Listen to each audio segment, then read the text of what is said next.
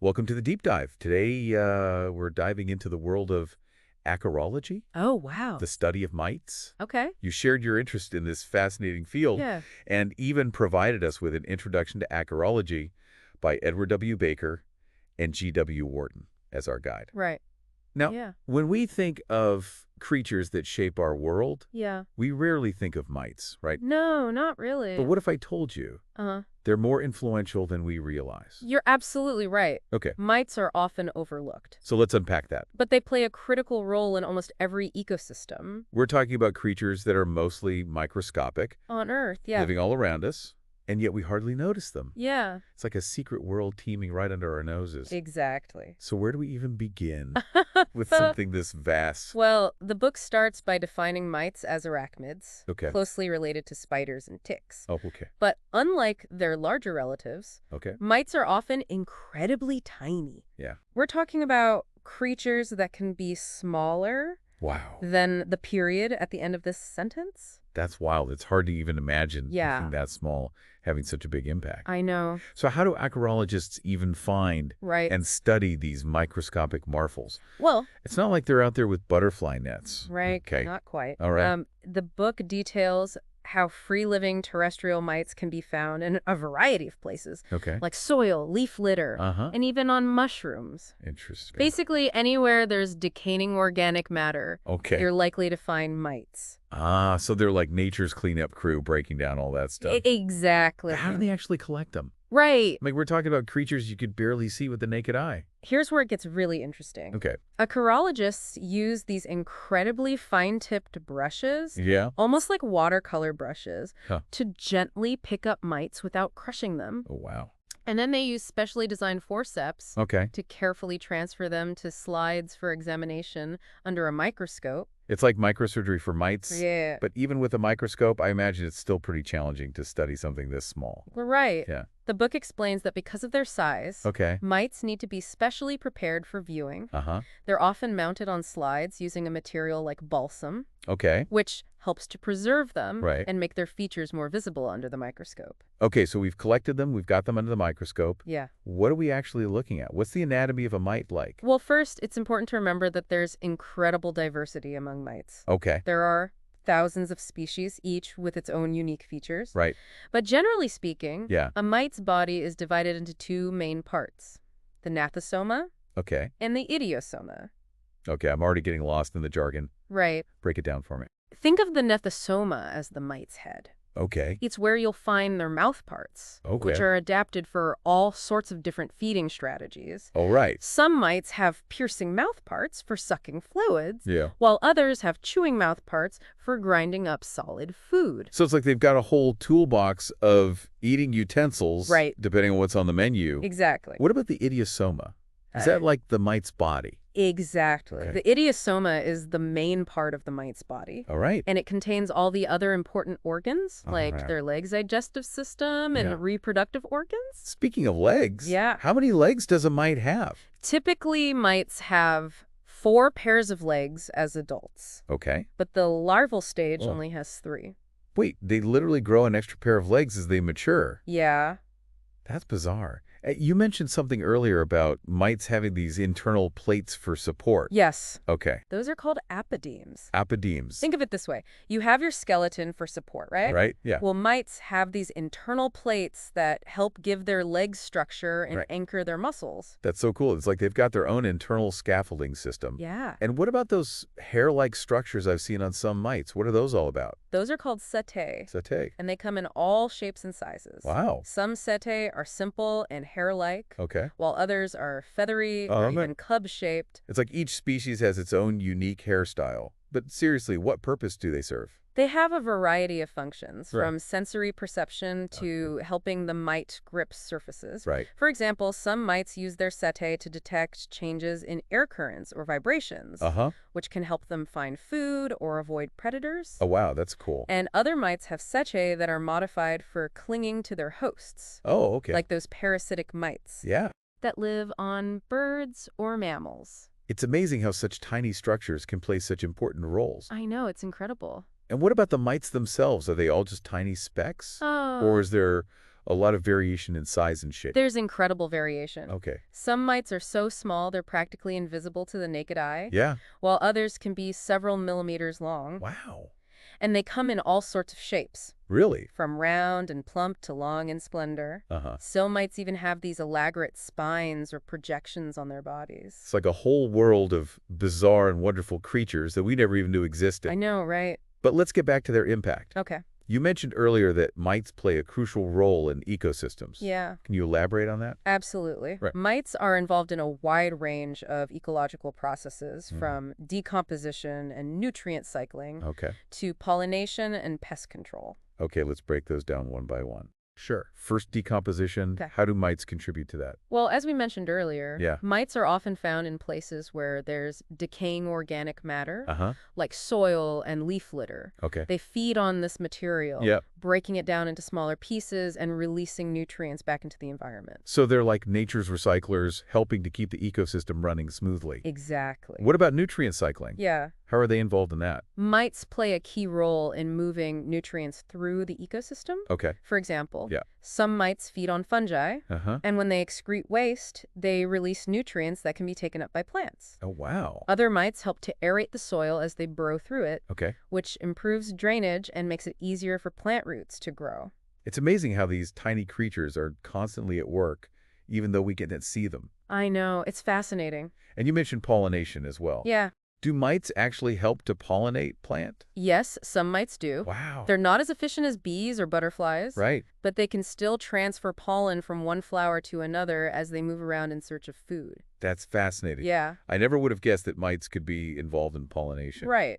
But let's move on to pest control. Okay. I know some mites are considered pests themselves, Yeah. but how can they also help to control other pests? Well, many mites are predatory, Okay. meaning they feed on other insects and mites. Right. This can be incredibly beneficial for controlling populations of pest species. So it's like having a microscopic army of pest control agents working for us. Exactly. Are there any specific examples of these beneficial predators? Absolutely. Okay. The book mentions the Phytoceae family, Phytoceae. which includes a variety of predatory mites that Okay. are used for biological control. Right. These mites are natural enemies of spider mites, Oh, okay. which are major pests of crops like fruits, vegetables, and ornamental plants. It's like having a miniature food web playing out right before our eyes. Right.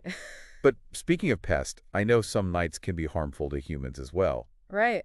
What are some of the ways mites can impact our health? While many mites are beneficial or harmless, Right. some species can cause problems for humans. Okay. For example, some mites are parasites that feed on our blood or skin, Yeah. while others can trigger allergies or spread diseases. Okay, that's not so great. Can you give us some specific examples of these harmful mites? Sure. Okay. One example is the scabies mite, Yeah. which burrows into human skin and causes intense itching. Oh, right. Another example is the house dust mite, Uh-huh. which is a parasite Okay. but produces allergens that can trigger asthma and other respiratory problems in sensitive individuals. So it's not all sunshine and roses when it comes to mites. Right. But even though some mites can be harmful, Yeah, it's clear that they play a vital role in the world around us. absolutely. It's like they're a hidden force that shapes our ecosystems, our agriculture, Yeah. and even our health. Exactly. And the more we learn about mites, Yeah. the more we realize how important they are. For sure. Well, this has been an incredible introduction to the world of acarology. Yeah. I'm already feeling a newfound appreciation for these tiny but mighty creatures. I know, right?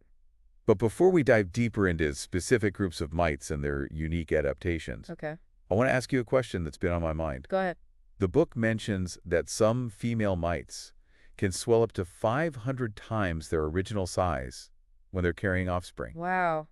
What's the evolutionary advantage of that? Right. I mean, it seems like it would make them incredibly vulnerable to predators. That's a great question. Yeah. And it highlights how mites have evolved some truly remarkable strategies for survival. Yeah. Imagine carrying hundreds of offspring inside you. Wow. This swelling is a testament to the extreme reproductive capacity of some mite species. Okay. And highlights how they've evolved to maximize their chances of survival in challenging environments. That makes sense. Yeah. It's all about ensuring the survival of the next generation. Exactly. Well, I can't wait to learn more about these amazing creatures and their incredible adaptations. Okay. So let's dive into the world of mite diversity. All right. What are some of the key groups we should know about? So, when I first started learning about mites, Uh-huh. I was overwhelmed by all the different types. Right. How do acarologists even make sense of this incredible diversity? Right. Like trying to categorize a jar full of sprinkles? Well, that's where classification comes in. Okay. Acarologists use a system to organize mites Yeah. based on their shared characteristics, Okay. kind of like a family tree. Okay. And the book provides a great overview of the main branches of that tree, Okay. the subdealers of mites. Okay, so let's climb that family tree. What are some of the key branches we should explore? Well, one fascinating branch is the mesostigmata. Mesostigma. These are mostly predatory mites, Okay. often found in soil or leaf litter, Okay. and they've got some seriously cool adaptations for hunting. Okay. I'm intrigued. Tell me more about these miniature predators. One thing that sets them apart is their specialized breathing system. Okay. They typically have a single pair of breathing holes, Okay. or stigmata, Stigmata. and these stigmata are often connected to a long groove Okay. called a peritrum. Okay. I'm picturing a tiny air duct system running along their bodies. Yeah, But how does that help them hunt? it's not directly related to hunting. Okay. But it allows them to live in environments where oxygen might be limited, Right. like deep in the soil. Oh, okay. But what really makes them formidable hunters Okay. are their mouth parts. All right. Their chelicerae, Okay. those jaw-like structures, Yeah. are often pincer-like, Okay. perfect for grabbing and crushing prey. It's like they've got a pair of tiny pliers built into their faces. Right. What about their pedipalps?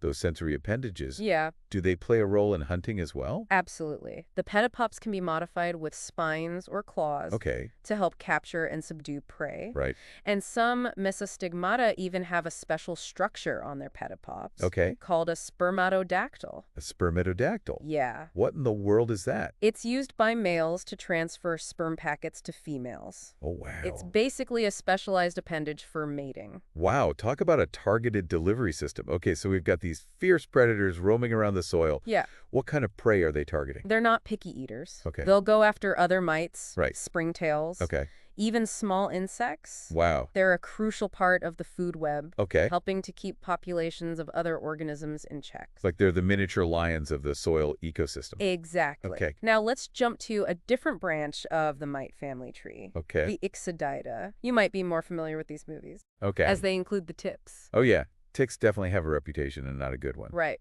What makes them different from other mites?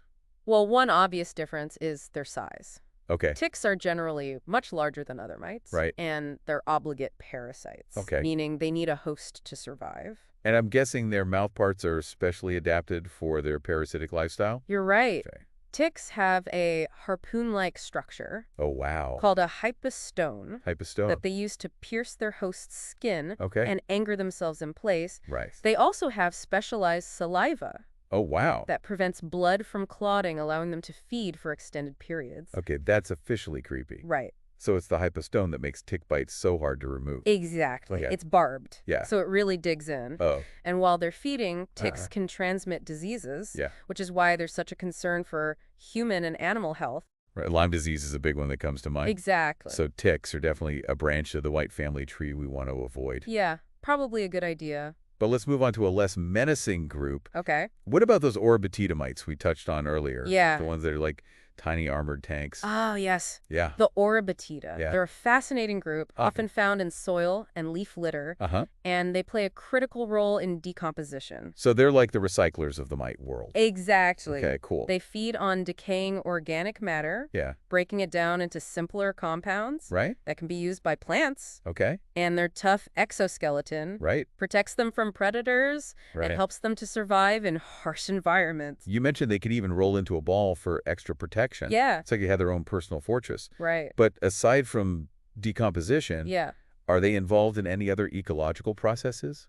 They actually play a role in soil aeration and water retention. Oh, wow. As they burrow through the soil, Yeah. they create channels that allow air and water to penetrate deeper, Okay. which benefits plants and other organisms. It's amazing how these tiny creatures can have such a big impact on soil health. Yeah, it really is. And their diversity is incredible. Oh, yeah, There are thousands of Orbatida species worldwide, right. each with its own unique adaptations and role in the ecosystem. Exactly. It's a reminder that there's a whole universe of life happening right beneath our feet. Yeah, But let's shift gears okay, and talk about a group of mites okay. that hits a little closer to home. Okay. The astigmata. Astigmata. These include the dust mites Yeah. that we find in our homes? Yes, the dust mites. They're often misunderstood creatures. Okay. People think of them as parasites. Right. But they actually feed on dead skin cells. Okay. And other organic debris that accumulate in our homes. So they're not actually feeding on us. Right. Yeah, they're feeding on what we leave behind. Exactly. They're more like scavengers than parasites.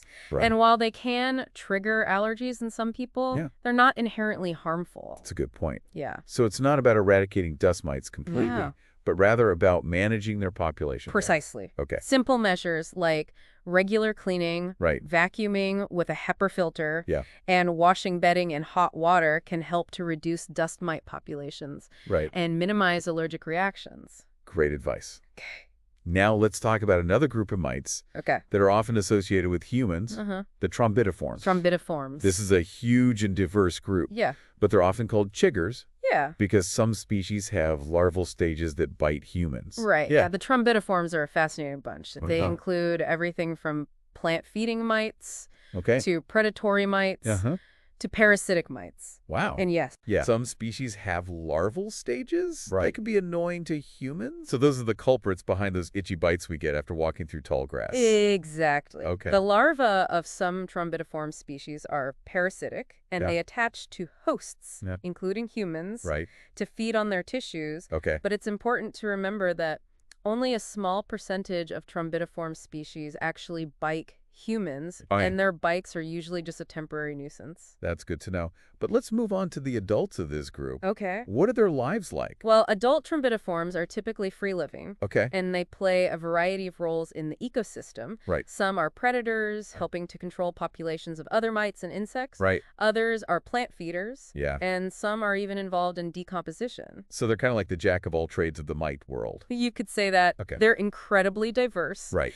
Both in terms of their morphology and their ecological roles. Right. And many trombitiform species are actually beneficial to humans. Oh, really? How so?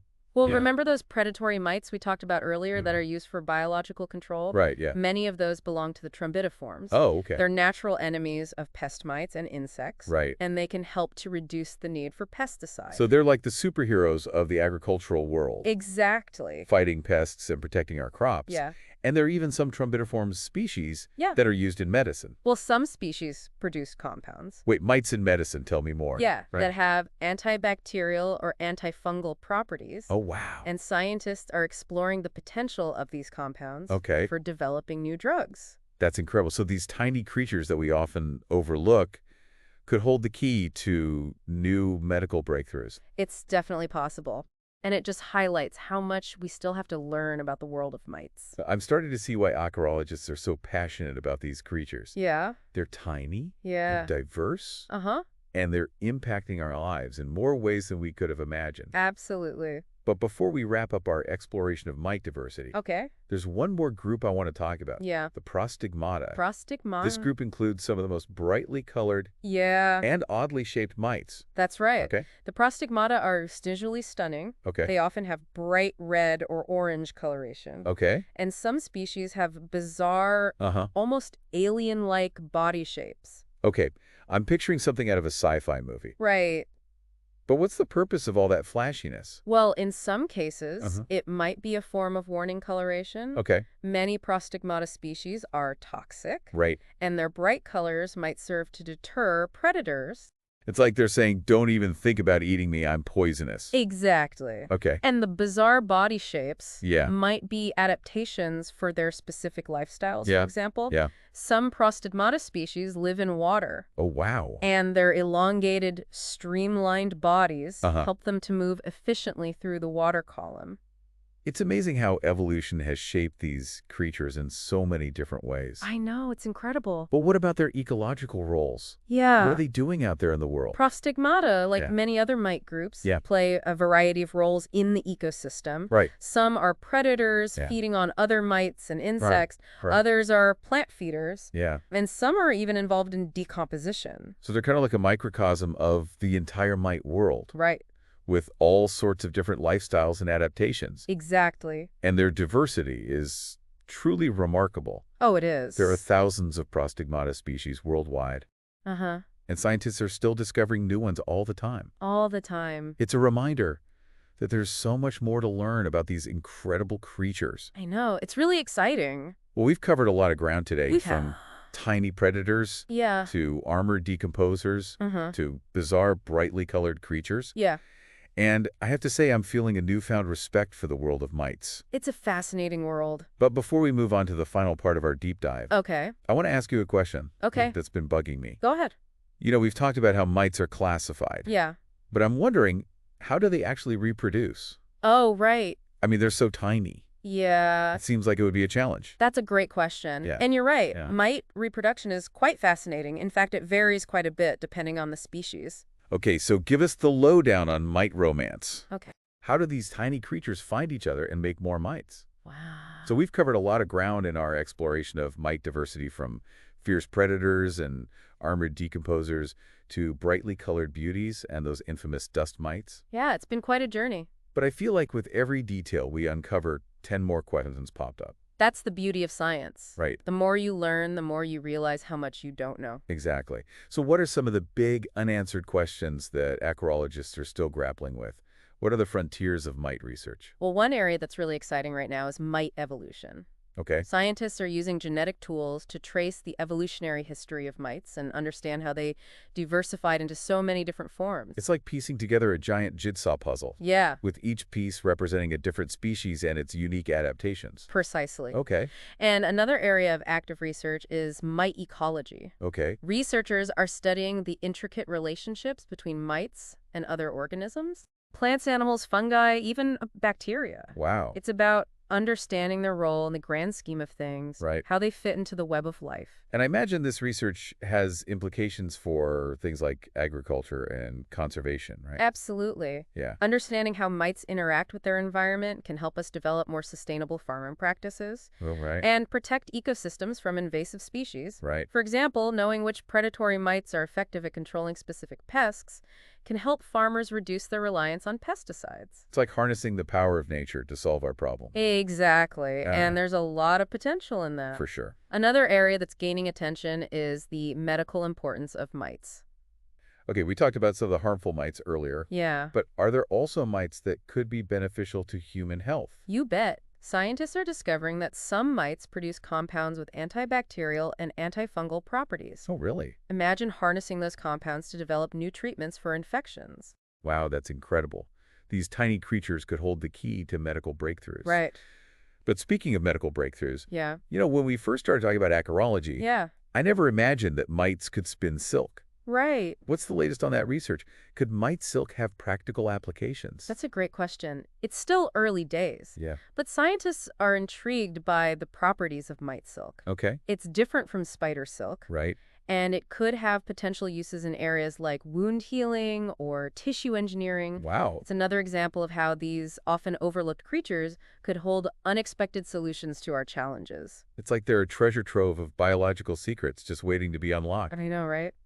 So if someone's listening to this deep dive and feeling inspired to learn more, what advice would you give them? Where can they go to explore the world of mites further? I'd encourage them to start with the book we've been discussing, An Introduction to Acarology. It's a fantastic foundation for anyone interested in this field. Yeah. There are also numerous scientific journals, websites, and online communities dedicated to acarology. Okay. And don't hesitate to reach out to experts. Right. Acarologists are a passionate bunch, always happy to share their knowledge and enthusiasm. It sounds like a welcoming and supportive community, perfect for anyone curious about the tiny but mighty world of mites. Absolutely. Yeah. And as we wrap up our deep dive, I want to leave you with a thought-provoking question. Yeah. That stems from the book. Okay. We've talked about the intricate sensory systems of mites, how they perceive their environment. Yeah.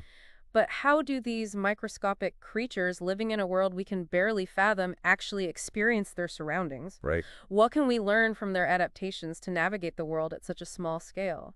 It's a question that invites us to step outside our own perspective and appreciate the wonders of life in all its forms, no matter how small. It's a powerful reminder that there's always more to discover, even in the most unexpected places. Exactly. Thanks for joining us on this incredible journey into the world of acarology. It's been a pleasure. Until next time, keep exploring, keep learning, and keep diving deep.